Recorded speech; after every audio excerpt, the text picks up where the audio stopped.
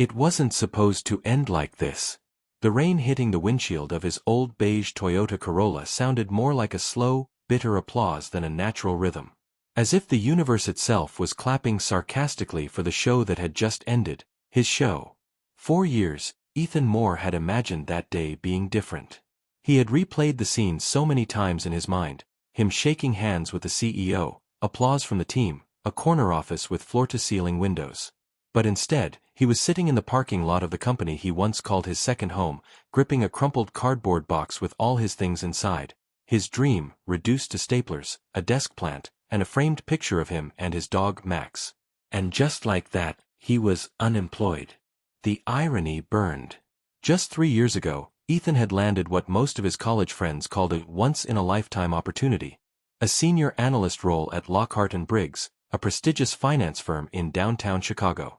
He was 28, ambitious, clean-cut, and sharp as a blade. He didn't just fit into the corporate mold, he wore it like a second skin. People used to say he was made for that world. Numbers spoke to him in a language most couldn't hear. He knew how to close deals with his eyes closed. So when the layoffs came, and his name was on the list, it didn't feel real. It felt like a cruel mistake. Like someone had accidentally switched envelopes. But it wasn't a mistake. It was his reality now. The company had lost a major client. Rumors had been swirling for months, but Ethan refused to believe that his performance, his loyalty, his results, none of it had been enough. They had looked him in the eye and said, "This isn't personal." As if stripping a man of his purpose wasn't the most personal thing you could do. He sat there, engine off, keys resting on his lap, hands trembling just slightly. Not from the cold. From the aftershock. What now? That was the question looping in his mind, over and over, louder and louder, until it became a scream he couldn't silence. What now? Ethan had spent most of his adult life chasing that one version of success, the one printed in glossy magazines and spoken about in elevator pitches. Suits, titles, paychecks, and power. But now, stripped of all that, he felt hollow. Not scared. Not angry. Just empty. But sometimes, it's in the silence after everything crashes that the first whisper of something new can be heard. He didn't know it yet, but that whisper was already circling him, slowly closing in. That night, he didn't call his parents. He didn't text his friends. He drove home, poured a glass of scotch, and sat on the floor of his apartment, staring at the ceiling like it owed him answers. The walls were too quiet. Max, his golden retriever, rested his head on Ethan's lap, as if he could feel something invisible shifting in the air. And then came the first crack. Not in his career. In his identity. For years, Ethan believed that his worth was a direct reflection of his job title. That he was his profession. But what if he wasn't? What if he had spent years perfecting a mask, a version of himself that looked perfect on paper but never truly felt alive? The question made him uneasy. It scratched at the edges of something deeper. Something buried. He thought back to college. To the moments before finance swallowed him whole. To the nights he used to sneak away from his dorm and wander the streets with his camera. No one really knew that side of him. Photography had been his secret language, the only place where he could breathe without expectations. But life happened, and dreams that didn't promise stability were tucked away and silenced. Why was he thinking about that now? He took another sip of scotch. The burn felt honest. The next morning came with the dull weight of dread. The type that doesn't scream, it just lingers. He turned on his laptop, updated his resume, and began the dance of pretending to be okay. But every time he tried to write another version of the same cover letter, something in him resisted. The words felt forced. Mechanical. Like he was trying to walk backwards into a room that no longer existed. By the third day, Ethan stopped pretending. He didn't know why, but he found himself walking aimlessly through the city, his old Canon DSLR slung around his shoulder. It had been collecting dust on his closet shelf for years. He didn't even remember charging the battery, but it was on. Almost like it had been waiting for this moment. That's when it happened. He noticed a man on a bench. Wrinkled coat, paper bag lunch, eyes that looked like they held decades of stories. Ethan didn't ask permission. He just lifted the camera, focused, and clicked. The sound of the shutter echoed like a heartbeat. One he hadn't felt in a long time. It was raw, honest, human. And suddenly, the world didn't feel as quiet anymore. He spent the rest of the day capturing slices of life, a boy chasing pigeons near Millennium Park, a couple arguing softly outside a coffee shop, an old woman selling handmade scarves on the corner of Michigan Avenue. None of it was staged. None of it was polished. But it was real. And in that realness, Ethan found something he hadn't felt since before Lockhart and Briggs. He found presence. There was no paycheck. No accolades. No spreadsheets. Just moments, honest and fleeting, waiting to be seen. That night, he opened his laptop again. Not to update his resume, but to upload the photos. He stared at the images, each one a piece of someone else's truth, and something inside him stirred. He posted one on Instagram, gave it a short caption, and closed the app. He didn't expect much. He wasn't chasing likes. But by morning, something unexpected had happened. The photo had gone viral. Not in a celebrity retweeted kind of way, but in a quiet, profound ripple. People weren't just commenting, they were writing. Long paragraphs about how the image made them feel, what it reminded them of, who it brought to mind. Strangers were confessing their own stories in the comment section. And for the first time in weeks, Ethan felt useful. Not because he was analyzing trends or optimizing portfolios, but because he had reminded people of something deeply human, that even in the noise of life, there are still quiet moments that matter. That was the beginning. He didn't know it then, but that single photo would lead him down a path that would redefine everything he thought he knew about success, about passion, about himself. He was still unemployed, still uncertain, but something was shifting. And once it starts, you can't go back. You start questioning everything. What if the dream job wasn't the dream? What if what you lost wasn't your purpose, but your prison? What if success isn't about being impressive, but being connected? He didn't have the answers yet. But the camera in his hand felt more honest than the title on his old business card ever did. And in a world obsessed with resumes, Ethan Moore was finally beginning to write his story, one shutter click at a time. Ethan didn't plan to go back out the next day. But something pulled at him, not like a voice, not like a calling. More like a hunger that didn't come from the stomach, but from somewhere else entirely. A place that had been starving quietly for years. He charged the camera battery fully this time. No agenda. No goals. Just instinct. As he stepped into the streets of Chicago, there was a different energy to the air. Crisp, biting, but alive. It was a Tuesday. Nothing special. But to Ethan, everything suddenly felt like it had meaning. The way the wind moved a woman's scarf. The flicker of exhaustion in the eyes of a bus driver. The silence between two teenagers leaning on a railing, not talking, just being. His lens didn't judge. It didn't interrupt. It simply witnessed. And somehow, witnessing felt sacred.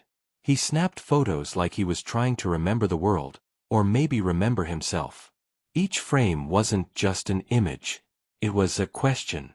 Who are we when no one is looking? Who are we when everything we thought made us someone disappears? That afternoon, he stumbled into a part of the city he hadn't visited in years. Pilsen, where murals screamed color into brick walls and families huddled around taco trucks like warmth itself was being served in tortillas. The camera felt weightless in his hands now, an extension of his eyes, his heart, maybe even his grief. He crouched to photograph a boy with a soccer ball, dirt on his knees, sweat dripping down his temple, but a smile so wide it made something ache inside Ethan. He showed the boy the photo. The kid's eyes lit up like someone had handed him a mirror he'd never seen before.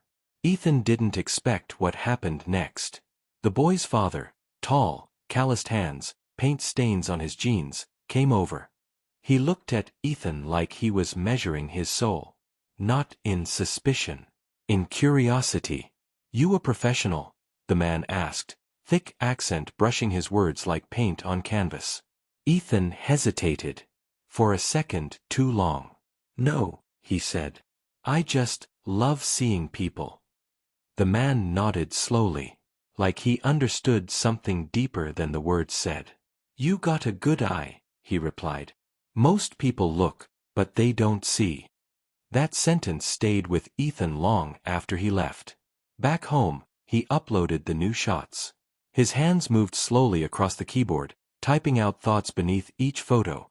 Not captions, not descriptions, but little stories. He wasn't sure why he was doing it. Maybe to make sense of what he was seeing. Maybe to build a bridge between strangers who'd never meet, but somehow shared the same invisible ache. He posted again, then turned off his phone. No expectations. But the response was louder this time. People were tagging friends, sharing the post, messaging him privately. One woman wrote, "This picture of the old man and the pigeons, it reminded me of my grandfather. I cried for the first time in years." Another said, "Your photos are like therapy. I feel seen, even though I'm not in them." It was overwhelming. Not the attention, the truth. How many people out there were just waiting for someone to see them? And suddenly, Ethan realized something terrifying. Maybe he'd spent his whole life being seen for the wrong reasons. Good suit. Clean pitch. Big numbers. But not once had anyone looked at him and said, "I feel you." That night, he barely slept. Not from anxiety. From awakening. His mind buzzed, like doors were being kicked open inside him, one by one. He thought of the years he gave away to boardrooms and briefcases, believing they'd lead him somewhere that mattered. But what if mattering wasn't something you achieved, but something you remembered? The next morning, he did something unexpected. He created a new account. Separate from his personal one. Anonymous. No name. No bio. Just a space to post the photos and let them speak for themselves. He called it the side streets, because that's where these stories lived. Not in headlines or glass buildings, but in the shadows, in the overlooked corners, in the spaces people passed by without a second glance. He gave it no promotion. No hashtags. Just truth. And truth, it seemed, had a pulse. In less than a week, the page had over 5,000 followers. But numbers didn't matter. Not this time. What mattered were the comments. The essays. The confessions from strangers saying they felt less alone.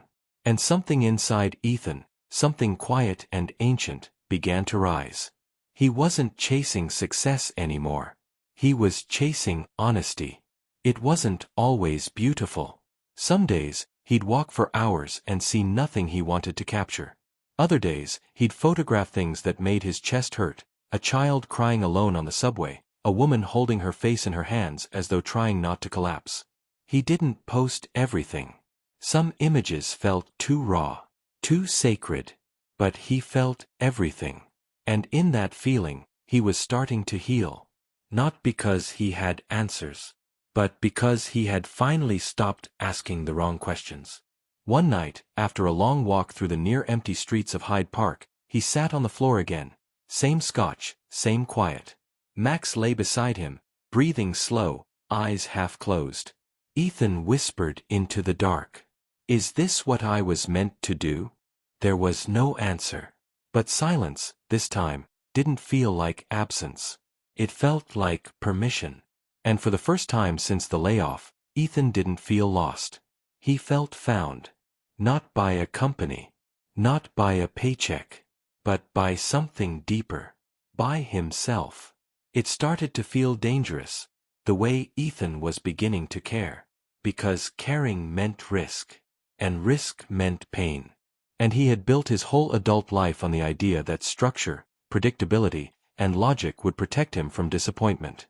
But now, here he was, walking the streets like a man possessed, camera swinging by his side, eyes constantly scanning for something real.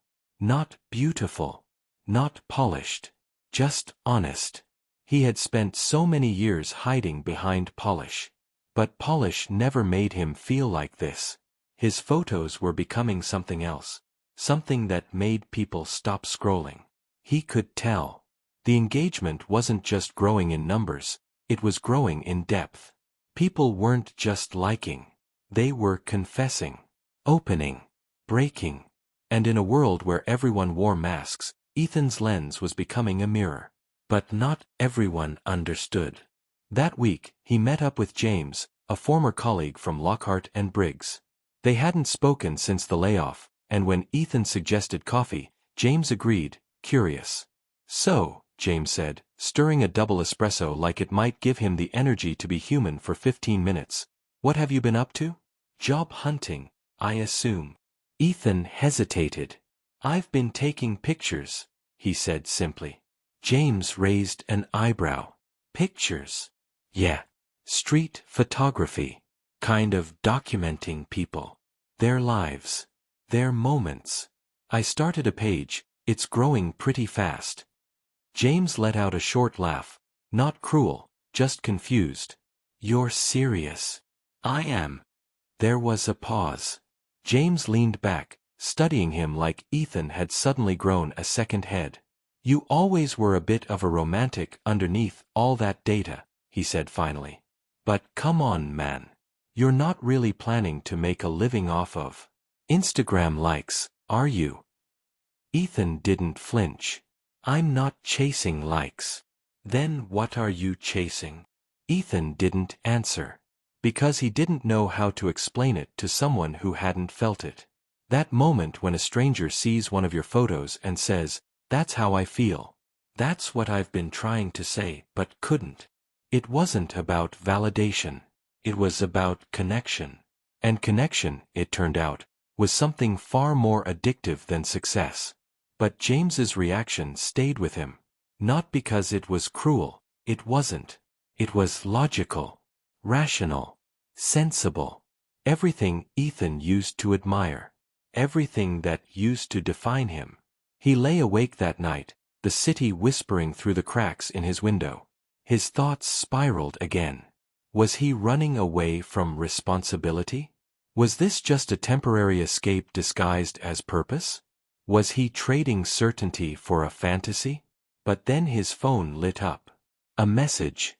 It was from someone he didn't know.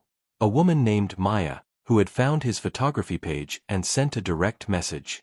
She had written, "Your photo of the woman in the red coat. I don't know why, but it made me cry. I haven't cried in months. I've been numb since my divorce." That image. Her eyes, the way she's holding her coat like it's armor, that's me. Thank you for seeing me without even knowing me. Ethan read the message 3 times. And then he cried too. Not because he was sad. Because he understood. He was starting to realize something frightening and beautiful. Maybe the job he thought was his dream had only ever been a distraction. A way to stay busy. A way to keep the ache quiet. But this wasn't quiet. This was loud. And messy. And vulnerable. And maybe that was what real dreams sounded like. He started photographing differently after that night. Less like a tourist. More like a witness.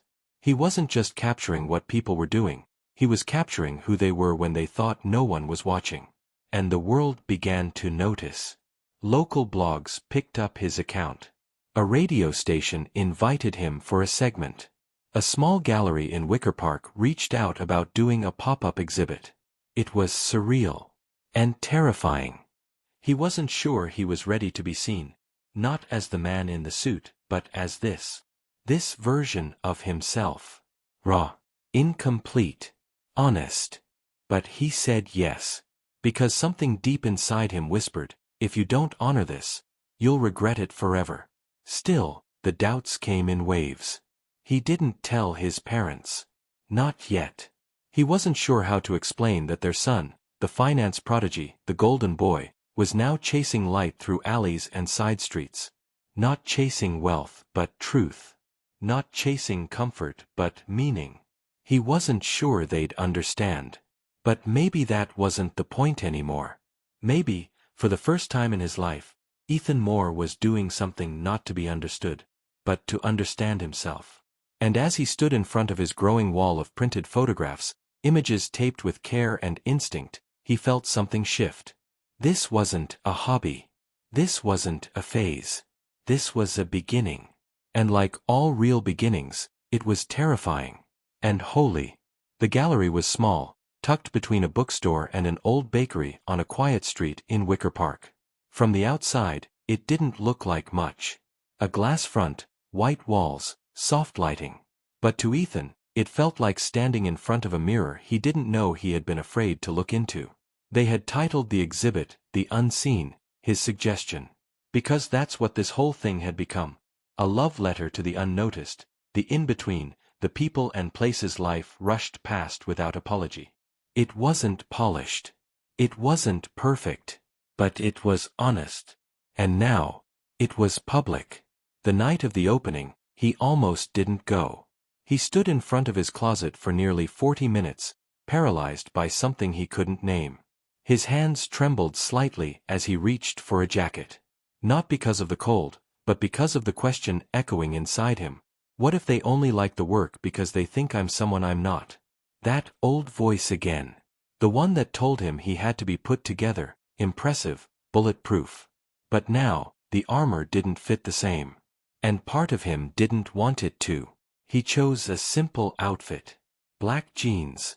Gray shirt. No tie. No performance. Max looked up from the couch, head tilted, sensing his hesitation. Yeah, I know, Ethan muttered. Feels like walking into a room naked. He arrived just 15 minutes after the doors opened, hoping to slip in unnoticed.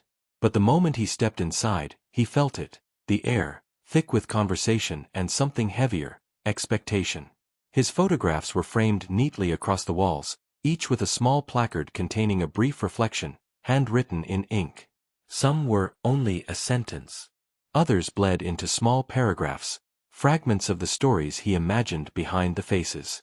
But he hadn't expected this, the way people hovered in front of the images, silent, contemplative. Some leaning closer. Others wiping their eyes. It was too much. He backed into a corner, trying to breathe. It was one thing to take photos. Another to expose them. To expose himself. Ethan. The voice came from behind. Soft. Familiar. He turned. It was Elena, a woman he had met on one of his walks in Logan Square. She ran a small cafe and had unknowingly become one of his most striking subjects. Sitting outside on a rainy afternoon, cigarette in one hand, eyes looking far past the street. That photo had gone viral. She hadn't known he took it, until she saw it online. And instead of anger, she had sent him a message. You captured a part of me I thought was invisible. Now, she stood in front of him, hands tucked into the pockets of her coat, eyes kind but piercing. I didn't know you'd actually come, he said. Of course I came. You didn't just take a picture of me. You saw me. He looked down, unsure of what to say. She stepped closer. You know what your work is doing, right? She asked. You're reminding people that pain doesn't have to be hidden. That being seen, fully seen, doesn't have to be terrifying. Ethan swallowed hard. But it is terrifying, he whispered. She smiled, softly. Yeah. But it's also the only thing that's ever felt real. Later that evening, a man approached him, older, sharply dressed, the type Ethan used to network with at business conferences. His name was Richard Langston, and he introduced himself as a creative director for a major advertising agency. He handed Ethan a business card, all confidence and polish. I've been following your page, Richard said, his voice smooth. There's something raw in your style. Something we don't see often in branded storytelling. Ethan raised an eyebrow. We're looking to commission a short series. Inner city life. Real people. Authentic tones. Your I would be perfect. There it was. The offer. The bridge back into the world of money, structure, deals. But something in Ethan recoiled.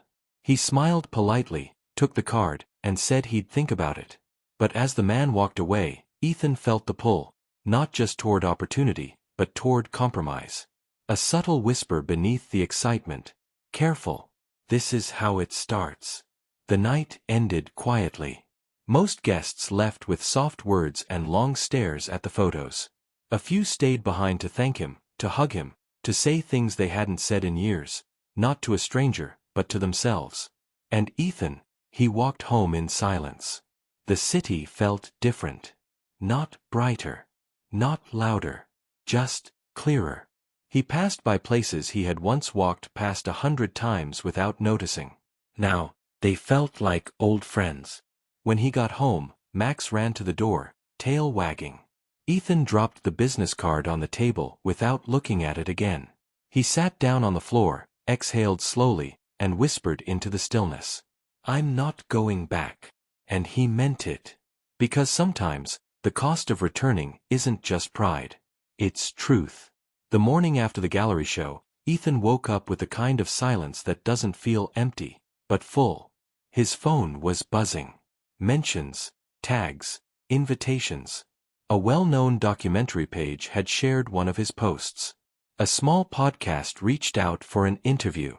A magazine editor sent a message that simply read, "Let's talk." And the card from Richard Langston still sat untouched on the table like a quiet dare.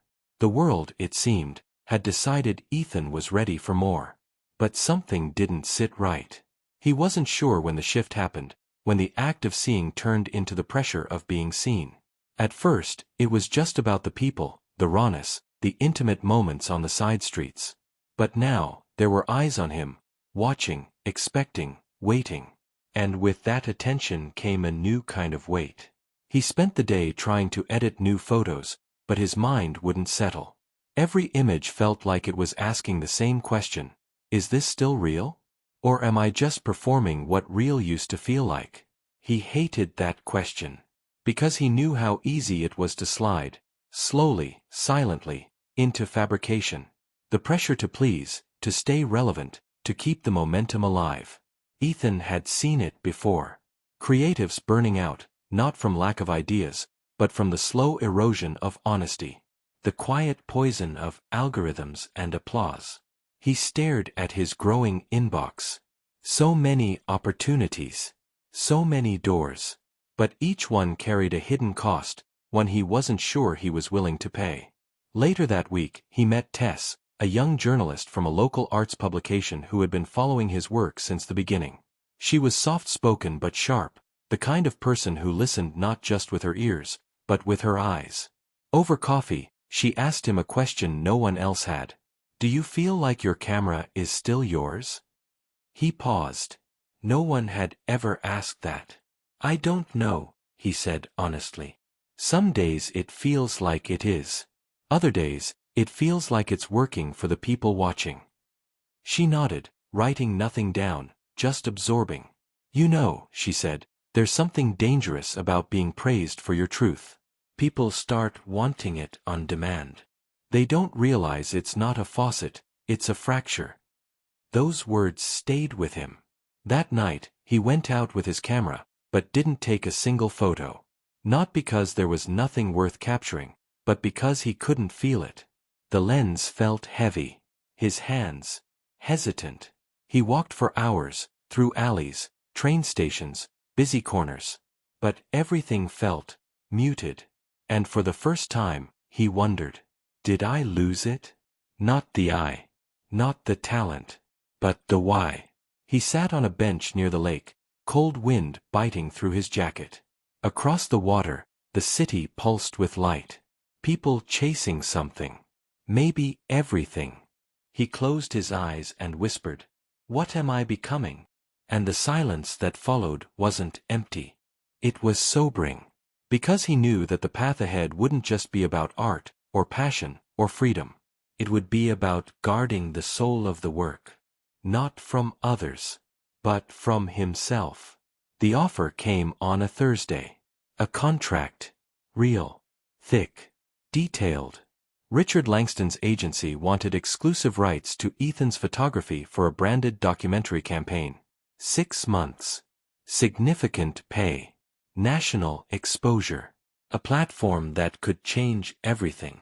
It was, in every traditional sense of the word, success.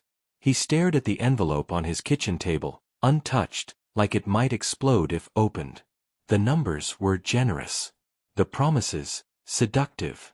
Creative freedom, they said. Total control. But Ethan had worked in rooms like those before. He knew that freedom often came with a leash made of silk, soft enough to wear, strong enough to trap. That night, he walked the city alone. No camera. Just eyes. He moved through the places that had birthed his project, the corners, the benches, the shadows. He remembered the first time he'd lifted the lens again after losing his job. That quiet desperation. That flicker of aliveness. The realness of it. And he asked himself, not aloud, not dramatically, just honestly, what is success, if it costs you the thing that saved you? He didn't sleep that night. Not because he was tormented, but because he was clear. By morning, he had made his decision. He walked to the mailbox, contract in hand, not to send it back signed, but to return it blank. No rejection letter. No explanation. Just a silence that spoke louder than any email could. And then he did something even harder. He turned off the notifications. He archived the posts. He put the camera down. Not forever. But for now. Because somewhere along the way, even the act of capturing had started to feel like chasing. And he didn't want to chase anymore. He wanted to return to something smaller. Quieter. More sacred. Weeks passed. The world moved on, as it always does. The hype cooled. The mentions faded. The inbox slowed. But in that space, Ethan found something he hadn't felt in months. Stillness. And in that stillness, he began to rebuild. Not his platform. Himself. He volunteered at a local youth center, teaching teens how to use cameras to tell their own stories. He stopped trying to document life and started living it. He took long walks without the pressure to create. Sometimes he took photos. Sometimes he didn't. But it was never for anyone else. Just him. Just the moment. And slowly, without meaning to, he began to heal. One afternoon, as he packed up after a photography class, one of the kids, Luis, 13, shy, brilliant, tugged at his sleeve. "You ever gonna be famous?" the boy asked. Ethan laughed softly. "I think I already was," he said. "For a minute." Luis frowned. "Why'd you stop?" Ethan looked at him, then out the window, where sunlight spilled across cracked pavement and laughter bounced off old brick walls. Because being seen doesn't always mean being whole. Luis didn't get it. Not fully. But one day, maybe he would. That night, Ethan took Max for a walk along the lake. The city shimmered in the distance, same as always. But something inside him had changed. He no longer needed the skyline to prove he existed. He had walked away from the job that defined him. He had walked away from the offer that could have redefined him. And in the space between those two exits, he had found something no paycheck could buy. Peace. Not loud. Not public. But real. And sometimes, that's all the success anyone really needs. If you liked this story, subscribe to the channel. See you in the next video.